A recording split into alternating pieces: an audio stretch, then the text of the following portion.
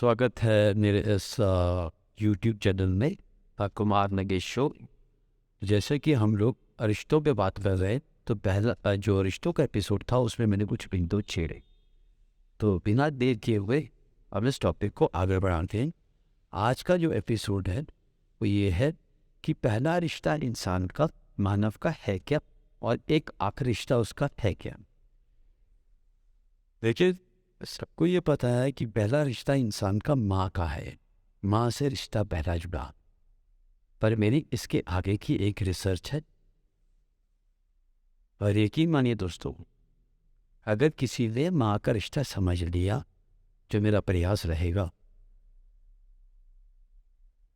तो वो सारे रिश्ते समाज में समझने में काबिल हो जाएगा और उसको बहुत अच्छी तरह से निभाने में एक सक्षम होगा। देखिए, पहला रिश्ता जो इंसान का है वो माँ से है। और इसके अंदर बहुत एक सोचने वाली बात जो मुझे लगी वो ये है, और सबको पता है, कि माँ जो है वो एक सकारात्मक ऊर्जा का प्रतीक है। जैसे प्रभु सकारात्मक ऊर्जा का प्रतीक है, जो श्वास हमारे चल रहे हैं ये प्रभु है। अगर हमने भगवान बोलते हैं वे नहीं दिखा, हमें पता नहीं है, तो मैं सबको ये बताना चाहूँगा, जो आप सांस ले रहे हैं वो परमात्मा है। तभी आप जिंदा हैं, और तभी आप सोच सकते हो, तभी आप अपनी जिंदगी के महाभारत को अच्छी तरह से समझ के अपनी जिंदगी को सफल बना सकते हैं। तो अब ये सांस जो है, जो आपका श्वास जो चल रहा है, ये क्या है? ये वो परमात्मा की ऐसी शक्ति है जो आपको दिख नहीं रही पर महसूस होती है, क्योंकि आप जी रहे हैं। वैसे ही माँ का जो रिश्ता है, परमात्मा ने ब्रह्मांड में उसको एक स्टैंप लगा दिया, उस पर मुहर लग गई है कि जितनी शक्तिशाली ब्रह्मांड की शक्तियाँ हैं, माँ का रिश्ता भी उतना ही शक्तिशाली है। कैसे? थोड़ा समझते हैं। देखिए, बच्चा बड़ा होता है, उसको माँ से दूर रहता है, चाहे चाहे माँ की वो इज्जत न करे। ये सारी जो, जिसको हम सोसाइटी बोलते नहीं करना चाहिए, अगर वो बच्चा कर रहा है, तब भी यकीन मानिए दोस्तों, माँ उस बच्चे को कभी भी बद्दुआ नहीं देगी। तो कहने का मतलब है, वो जो ब्रह्मांड से सकारात्मक ऊर्जा हमें श्वास के रूप में मिल रही है, वैसे ही माँ से जो सकारात्मक ऊर्जा है अपने बच्चे के प्रति, वो इंसान को मरते तक मिलती ही रहेगी। तभी वो बहुत बड़ा कारण है कि एक इंसान अपनी जिंदगी में ऊंचाइयां छूता है, विभिन्न प्रकार के एक्सपीरियंसेस गेन करता है, जिसको तजुर्बा बोलते हैं, और जिंदगी में कुछ करने के कामयाब होता है। दूसरी तरफ जो सकारात्मक ऊर्जा है, जैसे आप दो चीज़ों को मैं सकारात्मक ऊर्जा मानता हूँ, बिना इसको ना मानने के लिए एक वजह नहीं है मेरे पास। एक परमात्मा की हमेशा सकारात्मक ऊर्जा रही है, और एक माँ की सदा सकारात्मक ऊर्जा रही है। बस बाकी की चीज़ों के अंदर एक प्रश्न चिन्ह बन सकता है, पर इन दोनों शक्तियों की, दोनों ऊर्जाओं की हम लोग कभी भी इस चीज़ को इनकार नहीं करेंगे। अगर, और इसको थोड़ा सा अगर मैं और समझाने की कोशिश करूं, जैसे कि एक इंसान अपनी गलतियों से गिरता है, वो कई काम ऐसे करता है जो उसको नहीं करने चाहिए अपनी माँ के प्रति। जैसे उसको छोड़ देना, उसका ख्याल नहीं रखना, कभी फ़ोन पे बात नहीं करना। आमतौर पे होता सब करते हैं यार, पर नहीं करना चाहिए। पर आपने एक चीज़ समझा है, आप उस रिश्ते को इतना जबरदस्त अंदर मन के अंदर मानते हो, गारंटी कर लेते हो, मतलब आपको विश्वास है कि अगर मैं माँ के पास चला गया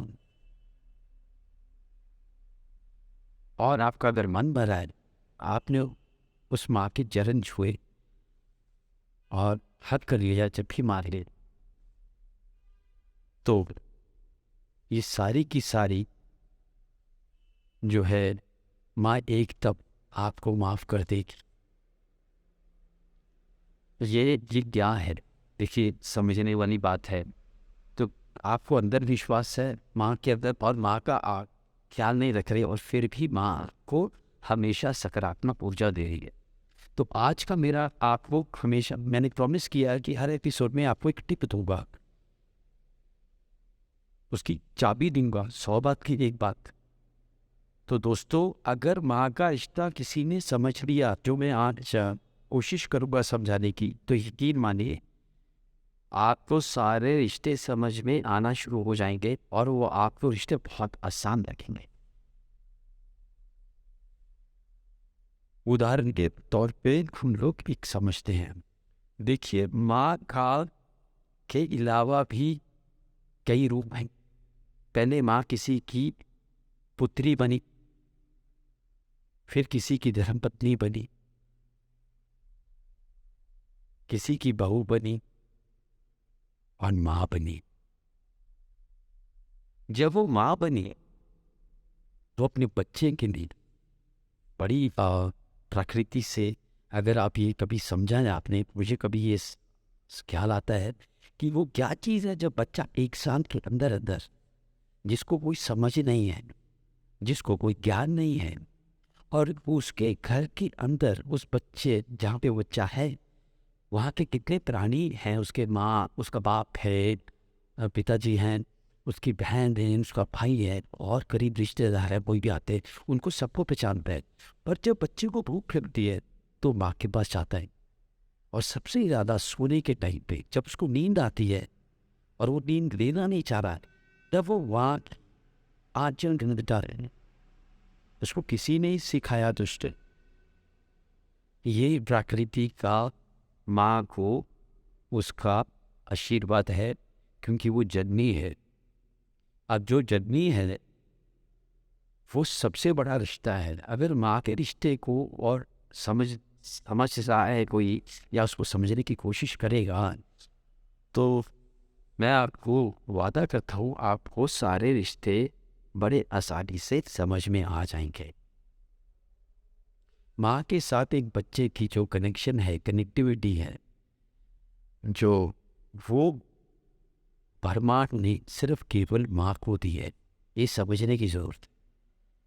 अब माँ के भी अलग अलग रूप हैं, पर जब माँ का जो रूप आ जाता है तो वो बच्चे को जिंदगी, जब तक वो इस पृथ्वी में है, उसको वो सकारात्मक ऊर्जा प्रदान करेगी। जैसे परमात्मा हमें हमेशा सकारात्मक ऊर्जा देता है। अब परमात्मा कहते, देखा नहीं किसी ने, हमें तो नहीं पता।